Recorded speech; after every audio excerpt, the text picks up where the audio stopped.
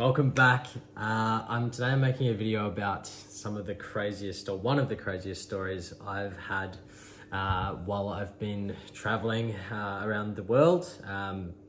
I've been very lucky to not run into too much trouble on my travels throughout my life, but this one is one of the craziest stories from the journey.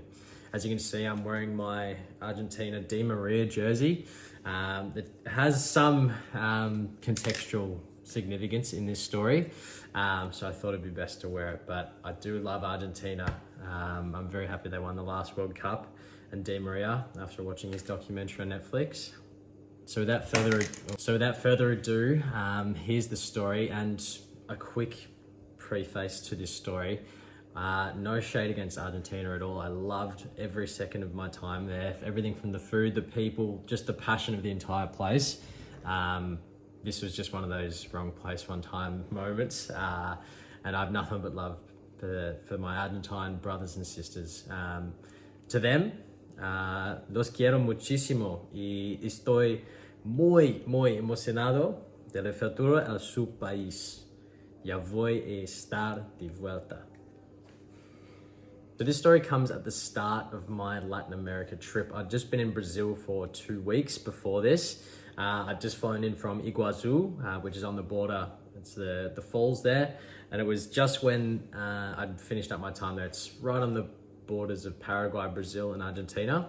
And I'd flown to Buenos Aires after that. And I stayed there for about 2 weeks to start my Spanish school. So I was hanging out in a hostel called Parla, and I was going to language school. I was then coming back to my hostel in the afternoon, cooking steak, hanging out with all the people there. It was great. I loved my time there. So after about 2 weeks in Buenos Aires, I decided I'd better venture out. Like, I'd seen lots of the capital, Palermo, San Telmo, all the areas around there. I decided I was going to take a day trip out to a little region called Tigre. And one of the guys who was staying at the hostel at the time in my room, his name was Juan. He was from Catalonia in Spain, in Barcelona. And he was like to me, yeah, like I'll come with you to Tigre tomorrow. It'll be great. We'll hang out. We'll go in the morning. I said, fantastic. I was going to go anyway. It'd be great to have someone to go with. So in the morning, we head off to Tigre. I don't know if anyone watching this has been to Tigre, but it's a nice little riverside town. It's like it's built around like a river or a lake in this certain area of Buenos Aires. It's the end of the line on the metro, so you can take it out there with your subte card. But it's great. It was a lovely little town. There's a McDonald's, so you can get some food. It was great. We had a nice day there. We hung out. It was what you'd want from a little day trip when you're staying in a major city. And on the way back, we were both like, oh, we should... When we go back, seeing as though it was probably about 3 o'clock when we left, we decided we should probably go to Boca, which is a very famous area for anyone who's followed any sort of soccer before. You've probably heard of the Boca Juniors. Boca is obviously the town or the barrio that they play out of. It's very infamous for a number of reasons. Boca is a very common man, working class area. That's why they have in the other side of the table, their fierce rivals are River Plate, which represent like the richer, more affluent area of Buenos Aires. So there's always been a very traditional rivalry there. So as we're going back there, we're going, yeah, we should go to Boca. It'd be great. It's kind of near the hostel. It's about a 45 minute walk away. So we decided, okay, we're going to go home. We're going to get some food in San Telmo. I think we got a steak roll. Amazing. I just dropped my microphone, but after that we were going to Boca to go and see La Bombonera. So La Bombonera is one of the most famous stadiums in the world, let alone South America. Very, like, the most passionate fans you could ever imagine. No away fans, you can't bring alcohol in. It's a whole different story about that night, but it's a very famous stadium. Boca Juniors play there. It's sacred ground. It's massive, yellow, blue. You can see it, and it's like the centerpiece of this Boca barrio, I guess. So as we walk over from San Telmo, we're walking there. I've kind of got plain clothes on. the guy I'm traveling with, Juan, he's not quite dressed as what the locals would probably be wearing. He's got like a Ralph Lauren polo on, some chinos, looking kind of out of place. So for Tigray, it was great because Tigray's like where some of the richer people live. But in Boki, he was looking a bit out of sorts. But anyway, as we're walking towards Le Bombonera, you can start seeing it from the street. There's one main street that goes into town. And we were walking towards it and we start seeing it. Wow, like it's amazing, it's huge. We get our phones out, we're taking pictures, we're taking selfies. And as we get closer, like the locals are kind of looking at us like, what are these two gringos doing here at this time? At this point, it's Sunday, it's probably about 5:15. It's coming into winter, so it was starting to get dark. And as we start to walk closer, we start taking more photos. There's kids, families, playing football, as you'd expect, and we get closer and closer. But at that point, it starts to set in that feeling of like, oh, you know, when you sometimes know, oh, something's gonna happen. Like, you can feel it in your gut. And for me, that was just going off, like my alarm bells were just going off. But anyway, I pushed on. I was obviously nervous, like I was walking much slower. I kept looking around. And one who spoke Spanish was, yeah, no, it's fine. Like, I speak Spanish. It's going to be all good. It's going to be all good. So I kind of trusted him and I was like, it's just one of those things. I'm sure it's going to work out. But anyway, we got right next to it. We're taking photos. And at this point, I'm like, we need to go home because it's a long walk home. It's probably 5:30 at this point.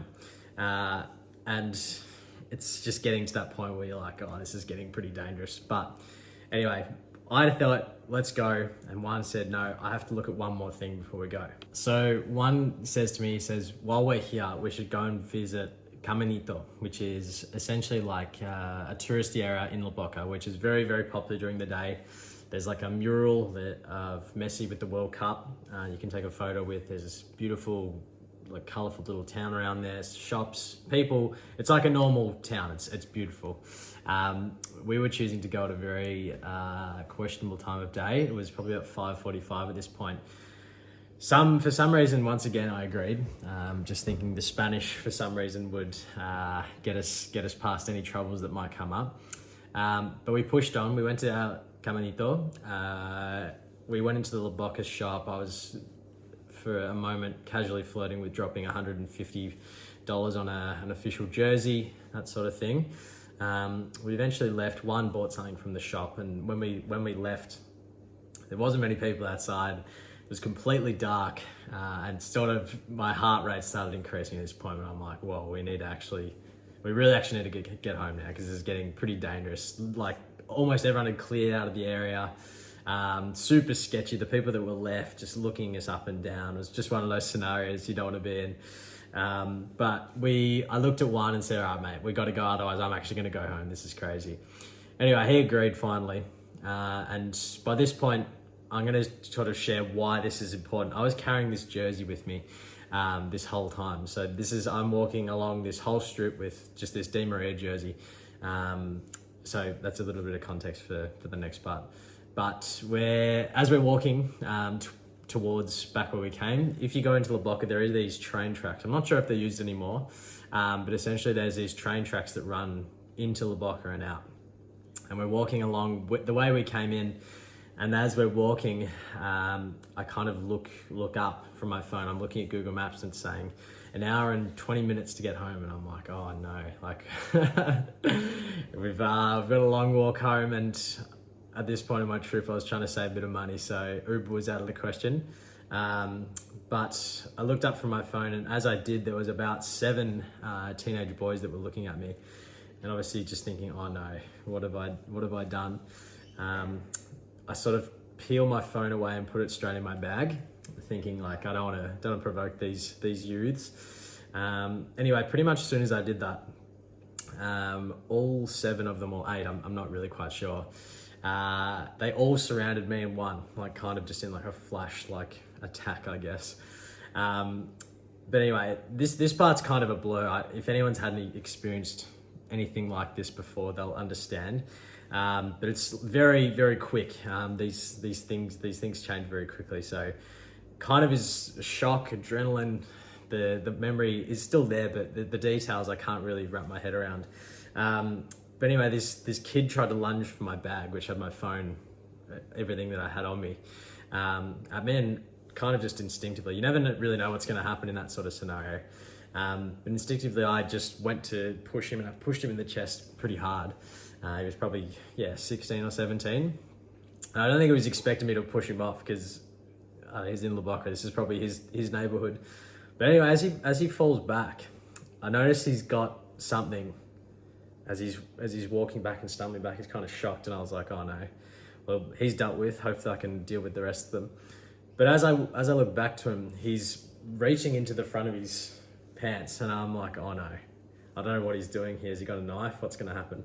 Anyway, as he walks back, he actually produces a pistol and points it straight at my face. I dare say I haven't had a pistol pointed at me before. Being Australian, I've only ever seen guns really on police if they're ever carrying one. So when you're looking back at one, knowing what will happen if that person's finger just does that, it's a pretty eye-opening feeling, and you get very acquainted with surroundings very quickly, and you kind of got to make a decision on what you're going to do. I didn't know I was going to react like this, but my reaction was to almost not laugh, but I was like, wow, I'm not sure what's going on here. But I chose to turn around and pretty much grab my bag and my Di Maria jersey, which I'm wearing now, and run. I was thinking at this point, I'm going to get a bullet into the back. So I was engaging the only getaway and maneuver tactics that I would know from movies, which is running the zigzag and hope that no bullet finds its way into the back of your spine. I was expecting bullets to ring out. I wasn't sure what one was doing. I kind of realized as I ran off that I had left him stranded. But in that moment, you're not really sure what's going on. So I was running. As I ran off, I kind of started laughing, which is a funny thing to realize looking back on it. But I ran off around the corner. I then quickly realized that both one, it was still there. I think he was yelling and screaming to try and get them away. I rounded the bend and then realized they were probably going to come around the bend to try and get me. So I pulled up Uber. Uber wasn't picking up in Loboka that night, of course. So I continued to run back where I'd been previously, which is near the stadium. At this point, the lights are dimming. It's like a movie. I feel like this is about to be the end of my story. I feel like I'm going to get gunned down in this barrio in Buenos Aires for probably a phone and maybe my Di Maria jersey. But once again, checked Uber. No one was picking up, and then eventually I made the decision to just go, look, I'm really in danger here. I'm actually going to have to try and just get out of here. So I put it into my maps and proceeded to run the 6.5 kilometer journey home. A lot of my friends, and myself included, really wish I had Strava'd that run. I think it would have got a fair amount of kudos, a very high max heart rate. But I ran home, Di Maria jersey in hand, my bag, my phone, everything. Obviously a lot of adrenaline pumping through me, so it was probably one of the quicker 6 kilometers I've ever run. But then I got back to the hostel. One was there, and he admitted to me that we probably shouldn't have been there at that time, which I certainly agreed with and said, of course we shouldn't have been there. But this is all part of the journey. That's the story.